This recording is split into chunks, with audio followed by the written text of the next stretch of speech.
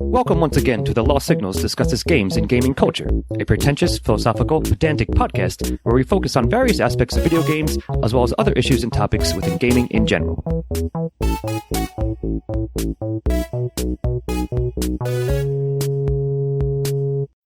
Hello, one and all. Welcome back to Lost Signals discusses games and gaming culture, and I have been buried under the earth for 20 years. I am Scott Thurlow, here with my cohorts, Stephen Amosi.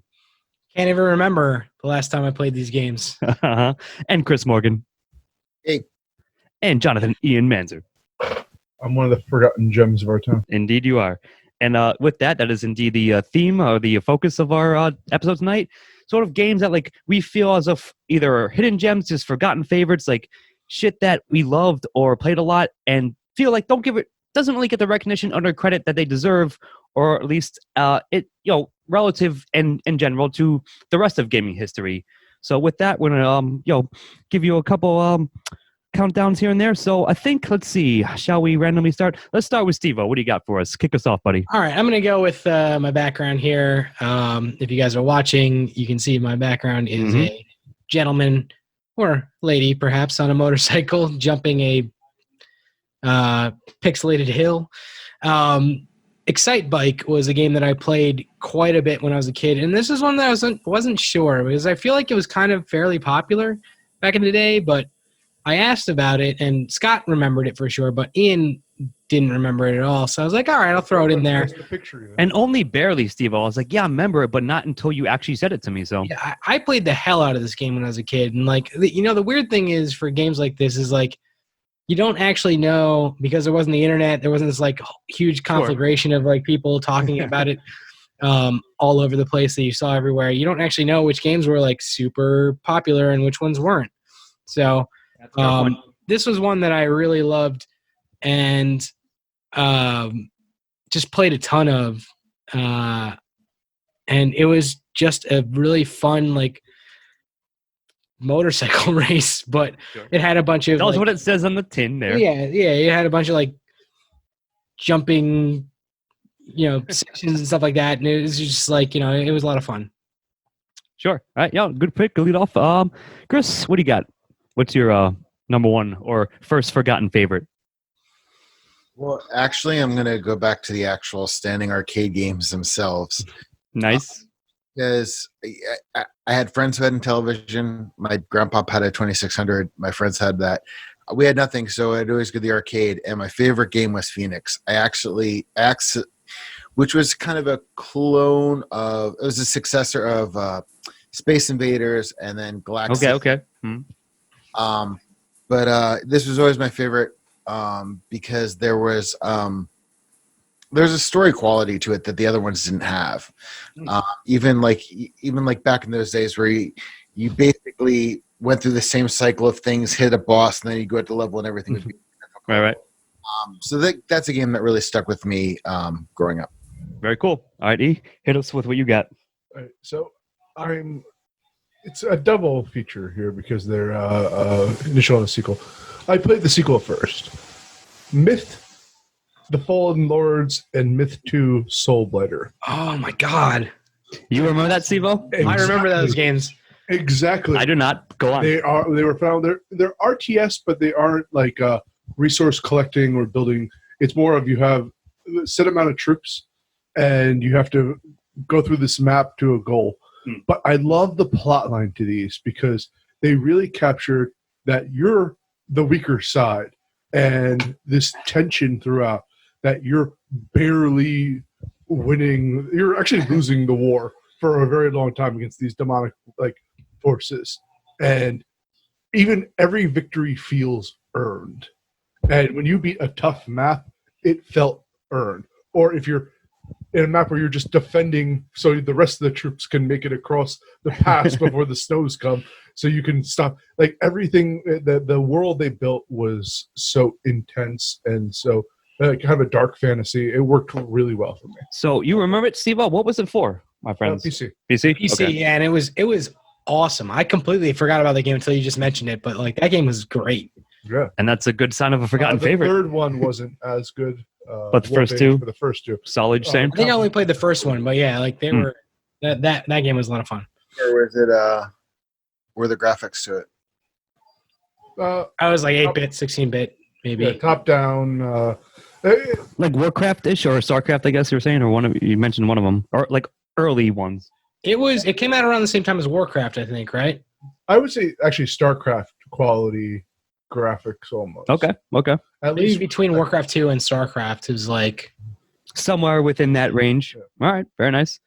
So I'll lead off with you. I think Steve-O remembers this one. You guys might, but it's a original NES game called Base Wars, and I don't like sports games very much, or sports really in general, unless I'm gambling on them. See via the previous week's episode or earlier this week. But Base Wars was basically baseball, of course, but with like robots, like cyborgs. So like, instead of like just doing baseball, you could like have fights on the field, and you can like upgrade your like you have like a hover butt versus like a tank butt, and like one of them had a bat. You could hit people with the pitch like a lot. Like it was amazing. It was so much fun. Yeah. It was ridiculous. So like I had a lot of fun with it. Just playing it solo, of course. I think you could play it 2-player. You have like couch co-op, you have everybody with you, whatever, and like you each upgrade your little robot team.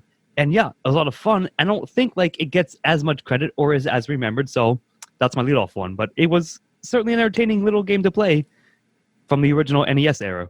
Yeah, that one was a blast. I'll give you full credit on that one. Yeah.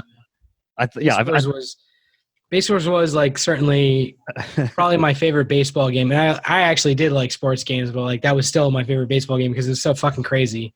Yeah. It was like robots battling against each other on the baseball field. I feel like they did the baseball episode of Futurama almost. Yeah, it did remind me of that for sure. Like when I saw the episode. So yeah, very nice. So let's keep it going. What do you got, Steve-O? What's next on your list? So I was thinking about this, and I have a couple ones that I could have said, but there's one game, and I'm interested to see if any of you guys remember it. Scott, I already asked you about this, and you said you didn't, so Ian's my only hope. But there was a game that came out on Super Nintendo and Genesis called Arrow the Acrobat. And no, it was it a bat? yeah, you're a bat in like you're like a circus bat. You're basically Robin from Batman as like a bat, and like you're going through like I don't even remember what the plot was exactly. Like maybe you're trying to avenge somebody or something, but like it's very like circus-like levels, and you do all this like acrobatic stuff. It was really well done, and a great platformer. But So Steve-O, sorry, so straight up like 2D platformer, like from back in those days? yeah, it was a 2D platformer, but like did a lot of like really interesting stuff. Like almost the precursor, just before like 2.5D platformers started coming out. Because it did have like the feeling of depth in it, even though you couldn't actually like access that depth, I guess. All right. Right. No, I get what you mean. Yep. Sure. You just reminded me of another one, so I'm actually going to. Nice. All right. Fair enough. All right. Good call, Chris. What's next on your list? I'm going to go continue with my obscure, and there was a gaming system in the early 80s called Intellivision. Uh-huh. Sure. It had the dumbest controller ever, but there was a game for it. From Farmville to basically, I guess, Warcraft or any of the or Fallout 4, where you build worlds and try to make sustaining environments for the Intellivision. There was this game called Utopia, and there were 2 islands on either side of each other, and you kind of built civilizations. You had your fishing fleet out there, and you had little naval vessels that you could. Mm-hmm. You know, because you'd have school of fish and everything. And you just keep building up points, and they were real low res graphics. I mean, 4-bit. It's probably, Uh-huh. it was really bad. And then when my friend and I would get bored, instead of nuking one another, you could start a revolution in their things. So like your whole island would be like grids of like cities and agriculture, and then boom, boom, boom, boom, boom, boom. Like we'd just have an uprising and destroy basically each other's. Nice. That sounds like a lot of fun. Yeah, it actually was. It was kind of like a civilization and nuclear war game all at once. Nice. From an old school from like sort of like you double colored there because an obscure, often unremembered fucking system unto itself, like console. Yeah, like it. Very nice. All right, let's move along. Yep. E, what do you got? So this is the one inspired by Super Mosey. I think it pairs well with him. It is one of the best platformers of all time for the SNES and the Genesis, or the Sega Master System if you're in Britain. And it's also the best product placement of all time. Cool Spot. Cool Spot. It's pretty good. Is one of the best games. I actually preferred it on the SNES to the Genesis. I had both. And was such a fun game. It had no right. You're playing the fucking Spot from 7-Up. Like a circular dot with arms and legs. Right? Yes, pretty much. Yeah, A stick man. sunglasses. Yeah. But it was such a well-constructed game. You like repeated levels at different stages of like the day, and like it was one of the best platformers, and deserves no right. It will never be made again because 7-Up has not been pertinent in pop culture in decades. And certainly that's not their mascot in decades either, I don't think. But what about the Noid game from Domino's? Fuck you. I had it, but okay. Sure. Sorry. Yeah, but no, I still think Cool Spot was. But that's a good call, too. So. I like that one. So, yeah, I mean, basically, he's just saying you inspired him for that one, Steve-O, but nice call. Nice sort of pinch hitter, if you will. Yeah, so I got one. Again, I think one of you, again, might remember this. It's called ActRaiser from Super Nintendo. And it was like sort of like half civilization. Like there was a god part to it, if you will. Like you played a god and you were doing like, like miracles to clear out the overarching view of the landscape. But then you would have to do like side scroll, like traditional like battles and stuff with a boss battle at the end of each level or so. And yeah, I think it was a really cool mix. And the graphics, like for the time, were very crisp, were very like just attention grabbing. And I know they made a sequel to it like later on, but it just wasn't as good. But the original ActRaiser, I think, was really cool and had a really cool concept from the earlier console generation, and it was pretty sweet. Remember that Raspberry Pi thing I got your roommate? Yeah, I played it. I played ActRaiser on there as well. That was one of the first games I played on there. That's right. Like, I believe this is the case. I think that game was one of the games that the contestants on Nick Arcade had to play to like move on to the final level, if I remember correctly. Holes, right? Yeah. Jesus. Well, that's awesome. But yeah, I gotta give a shout out to ActRaiser because I think it by and large fits into a hidden gem, and that's my other pick. All right, Steve-O, what's next on your shit? All right, so I was waffling on this one. There's one game that I used to have for Nintendo that I really loved, and there's one game that I used to have for Super Nintendo that I started a bunch of times and never finished. But I think I'm going to go with the one from Nintendo that I really loved, and then if we have time, I'll go to the other one. But okay.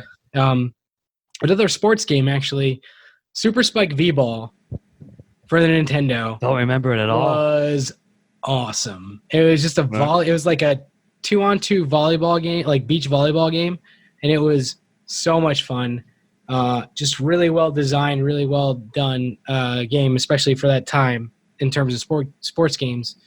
And I just had hours and hours of fun with that. Like you could play couch co-op, you could play like, once you got really good, you could do the like World Cup, like like this really difficult games. And yeah, it was just a lot of fun, a lot of time played. That was a great game. Too many sports games, but cool. Yeah, I mean, admittedly, that's one I wouldn't remember because of that, but good pick. All right, Chris, what's next on your shit? My next game is Metroid. The original one? Metroid is not No. No, I'm explaining why, because there's going to be a couple that you're going to wonder why I brought them up. But this one is the first. Remember, I grew up playing again, Intellivision or 2600. Sure. So Metroid came out, the original one. It was the first game I actually ever played where I could actually save my progress. Sure. No, save your progress. But you get it like a code. Yeah, but the thing is, even that was a leap forward. You're saying, yeah, good progress. So I know that there's been revivals of it and so forth, and it's not like obscure, but it is one of those games that's really like stuck with me, so to speak. Fair enough. I'll let it slide for now. Okay, go on. That's Z's pick. I don't know if which one to pick here, because I think we can get maybe multiple episodes out of this. But all right, I'm going to go with this one because I never remember its fucking name. Okay. It's the most generic name of all, but it was advanced for its time. It was a PS2 game, one of the, I believe, early PS2 releases, called Shadow of Destiny. Yep. Generic as all hell, at least name-wise. I don't remember. Nope. It's basically a Faustian style game where you're like Mephistopheles, who someone or a homunculus named Mephistopheles that's built by like an alchemist, and he gives you the ability to. There's a killer out to murder you, and you are killed, and you're allowed to go back in time to avoid your own murder. But it's a determined murder, so no matter how many times, like it's almost like a puzzle game to avert your own death, but then he kills you in a different fashion. So you keep going back. That's a cool concept. It was really neat, and and it's pretty detailed plot line as well as you're like finding out what this funk is, what he wants with you, and very fascinating. So it's I think it was described as both a game ahead of its time, but a game rooted in like kind of gothic history, and I think the concept deserves to be explored again, but I not sure how to translate it. no, I think that they didn't have the technology at the time to translate their idea for it. Fair enough. Yeah, that one I've never heard of. That's obscure as hell to me, but that means good pick. Certainly forgotten. So I'll try to I'm going to bundle two real quick. One I've definitely mentioned at least recently enough. There were two RPGs from, again, the SNES era, and that's what I was into. So one's called Wanderers from Ys, is how I pronounce it. It's YS. It's a series, actually. Like there's many, like something from Ys, whatever, insert here. But that's the one that I played. And it was really cool. Like, it wasn't like your traditional RPG in a sense. Like, it was real time, so there was no like turn battles or anything like that. But it was a big open world side scroller with a couple of companions, like you and like 2 or 3 party members, whatever, and just figuring out like elaborately laid out dungeons that were really well done. And it was pretty hard too. It was like kind of unforgiving. Like you had to figure out what to do or like remember to use this. I played it like at least tried to get through it many times because you would have to like know like, okay, I have this X item here and don't use it until I get to like 3 levels beyond, like 3 dungeons beyond that and all that shit. But it was a really cool like little JRPG story as well. So I really liked it. And I felt like not many other people played it or knew about it. And the other one I'll bundle with is maybe a little bit more remembered beyond that. It's Illusion of Gaia, of course. So, like, it was just, again, it was a narrative that, like, didn't deserve to be, like, as good as it is, if that makes sense. Like, it was way more intelligent than it seemed to be on the surface, and it just got to me. Maybe I was, like, right upon, like, I was, like, 12, 13 when I played it, and it was just such a great game. Again, real time, like, no turn-based, but you did level up, you get more skills, like you learn more abilities, you actually switch between forms of your character even. And like it was kind of like a bittersweet story. Like you're like a group of friends from like some random coastal town and one of them dies, one of them gets turned into like it's very elaborate, more so than you would think it is. And yeah, I just don't think it gets the credit. While it might still have a fan base who like me, like, hey, remember Illusion of Gaia? It was really good. I believe it's part of the Soul Blazer series. Was it really? Yeah. It's the second game in this. In that? series. Okay. Yeah, I didn't know that, but I just wanted to give it credit because it's always stuck with me. Mm-hmm. I always thought it was an underappreciated gem. So I'll bundle the 2 RPG-ish games together, and then I think we're back to you, Steve-O. Nice. All right, so let me discuss the game that I skipped earlier. Okay. I suppose. There's a game for Super Nintendo called Paladin's Quest. That's the one your brother played, didn't it? Isn't it? Yeah. Oh, I mean, me and my brother both played it all the time back in the day, but like we started it about 1,000 times and never got more than like 5 hours into it, and then started again. Like it was this crazy game that like I must have played the beginning to it like 10 times. I vaguely remember it too. and just because we had it and like wanted to play it, but we couldn't figure out, like after a certain point, it was like, this is so fucking hard to figure out what the hell's going on. So the irony of this is that I was going to have this on my list, but I couldn't remember the name of it. And I think that certainly cements it as a Yeah. underappreciated, forgotten gem. Yeah. Yeah, but it was Very nice. like what I played of it was a lot of fun. I just like got to a certain point every time where I was like, I can't figure out what to do now. And the map is so huge that like, you just wander forever. Mm-hmm. If you don't stumble across the right thing to do, you're like lost. I feel you. That's how old school games were. But yeah, very nice. Yeah. I remember like more recently, like maybe like a year or two, Sivo, we were hanging out at your apartment and your brother Michael was there, and like somehow that game like was floating around, and I just We like probably have it here, like at my apartment. I was like, hey Michael, I'm gonna Part of start that this game. bundle. Yeah. So like, hey Michael, I'm gonna start this game up. He's like, I remember this game as well, like from back in the day. So yeah, very nice pick. Awesome. Yeah. All right, Chris, what's on next on your menu? Okay, I'm going to do a quick. God, I can't speak tonight. Quick. This Activision game for the 2600 was called River Raid. It was a top-down scroller, and I spent many, many, many hours playing it. So that's going to be my concession to the which is one of the reasons why I was really happy when games could start saving progress no matter how they did, because That shit was mind blowing for sure. In general, yeah. Yeah. frustrating as hell. But bringing it to the early 2000s, I played this when I went over at my friend's house. It was the prototype to the Halo Red versus Blue and stuff like that. It was a game called Tribes. It was the first game I ever saw that you play it online. It was a multiplayer thing where you'd log on. Sure. And it was literally like Red versus Blue, exosuit on and weapons, and they'd have different things like capture the flag or whatever, and you'd be paired with like 2 or 4 other people online. And it's something that just kind of came and went, because I think between Halo and what Warcraft became killed it. I know that my friend stopped playing Tribes and went to Warcraft after this. I remember Tribes, like I've never heard I of do it. remember that. I remember it being kind of a big deal for about 25 minutes and then like going away, like It was like for a hot minute. Yeah. yeah. 10 months, but yeah. Very nice. All right, back to you, E. All right, since What's we're bundling our RPGs, Well, go for it. Lufia 2 Rise of the Sinistros is perhaps on my top 5 JRPGs of all time. It is the building off of the first Lufia. It's a prequel to that game, but they learned everything they needed from the problems of the first one and built such an expansive world with heavy stakes that fell into the fantasy tropes, but I think it was a beautiful game. And I think that the Lufia series has fallen.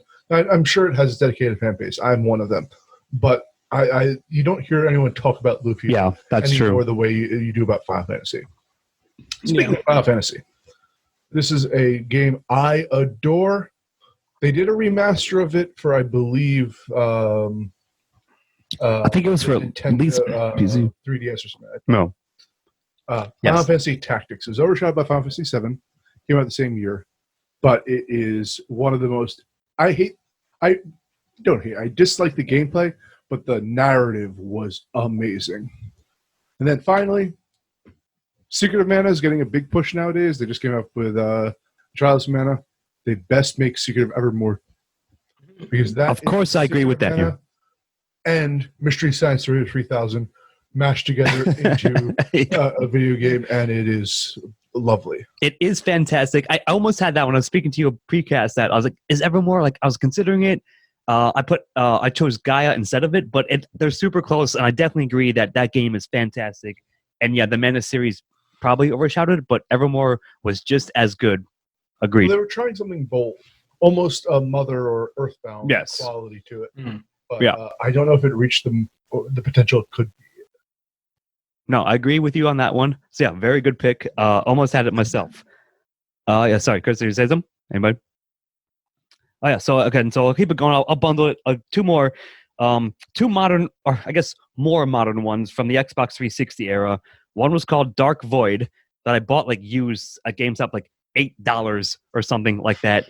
And it was a lot of fun. You're basically third person action, like, but for the most part, it's jetpack the game. Like you're fighting one of the fucking jetpack, like as a dude, like fighting like futuristic enemies and stuff. There's like a couple of puzzles here and there, but for the most part, and you upgrade, like you know, as it goes on, you get more and more of added to your arsenal. And yeah, it was just a lot of fun. The controls were tight as hell. It was really well programmed and designed game. Narratively, it was okay. Like it was fine. Nothing wrong with it really. But it was just such a cool concept and really well executed that I'm surprised that it didn't take off or they didn't make a sequel or like, garner enough sales or attention to do so. But it was really well done. And secondary FPS was one called Singularity, which I think I may have lent you and Beth, Chris, at some point, or some of you at some point. It was a cool little, like, had a neat sci-fi idea twist to it and had some really cool ideas, especially with the weapons, like what you could do with your arsenal, again, like in FPS, and with the puzzle solving, like basically you switch between, I need to switch between time eras. So in this timeline, like a fence or whatever is busted or rusted. In the other timeline, it's not. So you switch back and forth and use that. And also had some really, like, again, perfectly solid shooting mechanics, enemy design, all that. Really well done. And I thought it was great. And I was like, I don't understand why nobody else bought this game, seemingly, apparently. Yeah. So, yeah, those are my bundle for those two for this round. And I think we're back to you, Steve-O, if you have anything else. Well, I do. I mean, we could probably do this forever, but I'm going to only do two more. Yeah. I think I have the same thing. Let's do it. One which I think is like fairly well remembered, and one which I think that not many people remember, both from the PS1 era. One is Twisted Metal. Is it though? Which I think is fairly well remembered. That's what I'm saying. Yeah. I'm not sure if that's like a diamond in the rough, but that's one that I remember fondly. They're making a new one. I'm pretty sure that's the case too, or they made one like very recently enough, anyways, within the series. Like the series still exists, Steve-O. Yeah, it's still going. I look back on that game and I remember like having a lot of fun playing it, but I also remember being really frustrated with the controls and like I just don't think it was like I don't think we were ready for a game like that quite yet. Sure. Yeah, I get what you mean. 100%. The other one, which I don't think many people are going to remember, is a game called MDK. Nope. I do not remember that. Standing obviously for Murder, Death, Kill. You're this like weird, like sleek. You're in this like sleek black. It seems like a leather suit almost, if I remember correctly. So like I have a very strange memory of this. Like I remember being almost like an alien. Like if you think of aliens, like looking like that, like your character, the suit that you have on, or whatever it is. But also you may just be like some kind of weird creature. But it's just like a lot of like straight up carnage, and like it was a lot of fun to play. I don't remember anything really about the plot. I just remember like having fun, like, running through enemies in that game. What was it for, and what kind of genre was it? PS1, MDK. It was I believe it was a third person, not exactly a shooter, but like a third person perspective. 3PA. Okay. Yeah. Cool. And yeah, it was like, yeah. I certainly never heard of it, Steve. I just like look back on that fondly. I want to like dig up my copy of that game and see if I can get a PS1 to work. All right, well, do it. Very nice. While you do that, Chris, you got anything else? Yeah, I'm going to do a quick bundle. Number one, and Steve, I was totally listening to what you were saying, but there is an Alien game I cannot remember. So I was trying to look it up while Steve was talking. There's an Alien game for the PS1. There is. Go on. Yeah. It was a first person, and you went to the crashed ship, and you basically fought aliens and so forth. And it was the game of Alien I kind of wanted to play, and then Alien Isolation came out, and I'm like, no, this is the Alien game I want to play. It was impactful, and this was the first when I moved in with my friend. She was playing Warcraft, so I got the PS1, and this was the first game that I bought for myself that I really liked. Probably now would bore the hell out of me. But since these are forgotten gems, and I'm bringing it up now knowing that it is a disgusting, oversaturated, self-indulgent industry, the first Batman Lego game is so simple. Sure. All the other ones became more and more elaborate, and then we've got all the movies and it's And all that shit. Yeah. this was the movies are pretty good. between games. Very simple, very rudimentary puzzle games, but in all the litany of Lego games that came out, this seems to, even at the time, was like ahead of its time, because now you see the Lego Batman big one, but the original Lego Batman game was overshadowed at the time by the Star Wars Lego games. Yeah, that's a good point. True. That I really, really enjoyed, and if they port it over as is, I would definitely buy again. Yeah, but nothing beats my Knights versus Pirates Lego building sets. I would have epic wars between the two groups. Well, if we made a game of that, that would be pretty sweet. No, that would ruin my childhood. Straight up. All right. Well, since it's on you. What do you got? Got anything The more? first one I don't think is totally forgotten. I think it's underappreciated. Warriors. For the Warriors. The I will back that up. For the PS2 or Xbox. I actually played the Xbox version on my friend's hacked Xbox in college. Same thing. It was it's phenomenal. It's one of the best movie adaptations of a game out there, and I think everyone should play it, especially if they like the Warriors. But Play. Heart of Darkness. It's not a great game, but I loved it. It's a PS1 game. You're a kid, your dog gets abducted by aliens, and you end up crash land on this alien world. It's a kiddie game. It's like a kid game, but Called Heart of Darkness? Heart of Darkness. I love the aesthetic of being transported to an alien world with no humans on it, and you having to figure out how to survive. Outer World, not The Obsidian one? no. There's an old Another World. Another World, yeah. Another World. That was a hardcore, actually, like real version of what it would be like Yeah. to end up on the alien planet and just get killed by everything. But this is just so much fun, so cartoony, and I have a place in my heart for it. For Heart of Darkness. Darkness. For Heart of Darkness. Yeah. Bold move to call it Heart of Darkness. Yeah. But Back in the day, they're like, no one will know about much. it's just a fun, like, filled with stupid characters and like just fun action scenes. It's like it was really well put together narrative. Solid game, yeah. Nice. I mean, I certainly never heard of it, but awesome pick. All right, so I got two more for you guys. One, the most modern one that I think like it's maybe iffy, but I really like Prey, like the arcane version of Prey from like 2015. And I don't know, like, man, it was like they do immersive sims really well. It didn't sell that well. Like the critical reception was pretty fine. Like people were like, yeah, it's well done, but it sort of like got buried on all the other releases that year and ever since. But I had a great time with it. And on top of that, they put out a DLC for it called Moon Crash, which was basically like, it wasn't like its own story. It was like a roguelike, essentially. Like you would have to go through it a bunch of times, but using the assets and using the abilities and using like the core design elements already in place for Prey. And it was a fucking lot of fun. I had a good as hell time with it. I wish it had sold better or like, reception wise, because I want to see them do something more with it. I don't think it's going to be the case because it just didn't. But yeah, it was definitely, I played it for, I believe it's a PS4 game. It was like, again, within the past 5 years or so, current generation as of this time. And yeah, it was fucking great. I just wish that it took off more and it got more attention. So this is my final one. And I've been waiting to tell you guys all this, or I told you some hints. So it's, of course, an SNES game. It's a Capcom game. And I was looking up, like, do little research, like just Googling basically like forgotten gems, like hidden gems of games.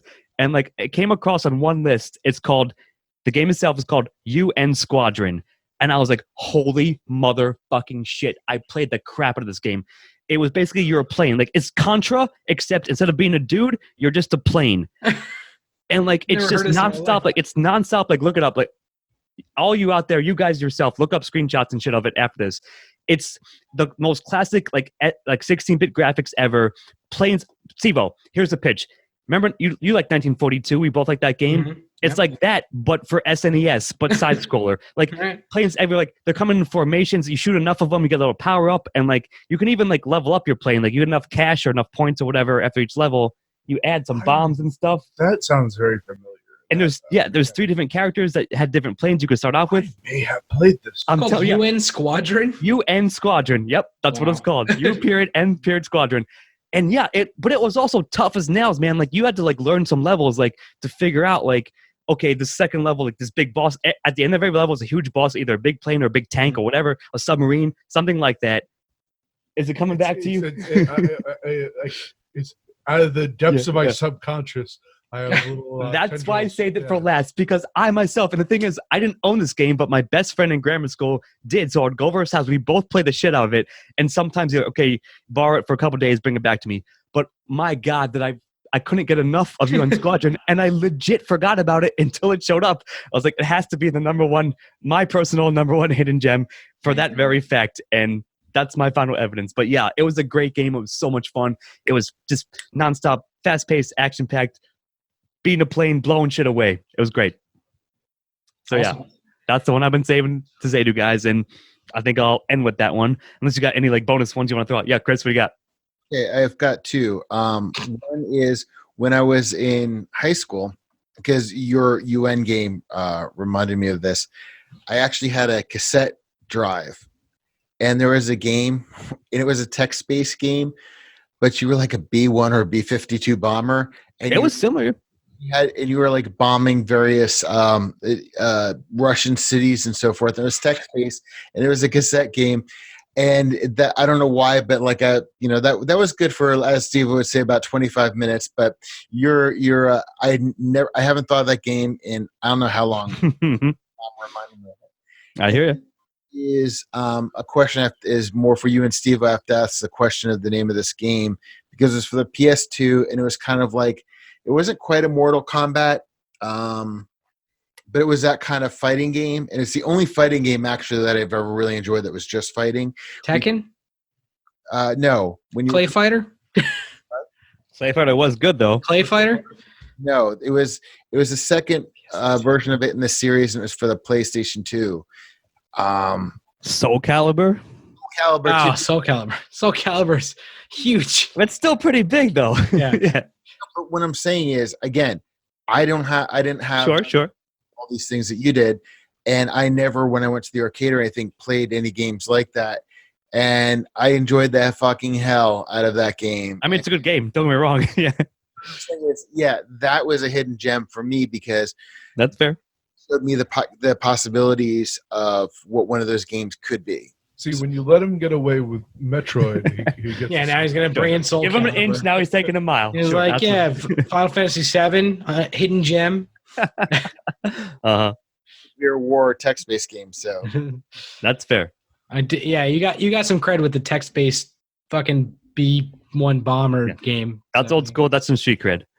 But yeah, very nice, boys. Yeah, so that's basically the ones I think this was really fun for me, at least. Like, I think it was a fun topic. And again, it happened to be like fortuitously that when I was doing my quick research, I myself got hidden gemmed, if you will, about a game that I did love that I totally legit forgot about for 30 years.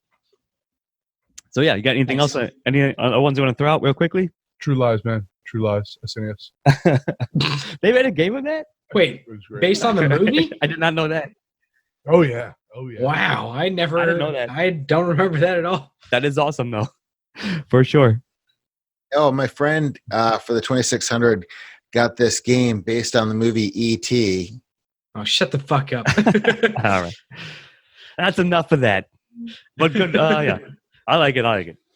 Yeah, so I think that, in fact, will do it. Those are just, again, a bunch, in fact, of what we think were our hidden gems / forgotten favorites, at least from our somewhat nostalgia, or just in general. So yeah, check them out. Let us know what you think if you want to in the comments and so forth. Yell at us about whatever ones we forgot.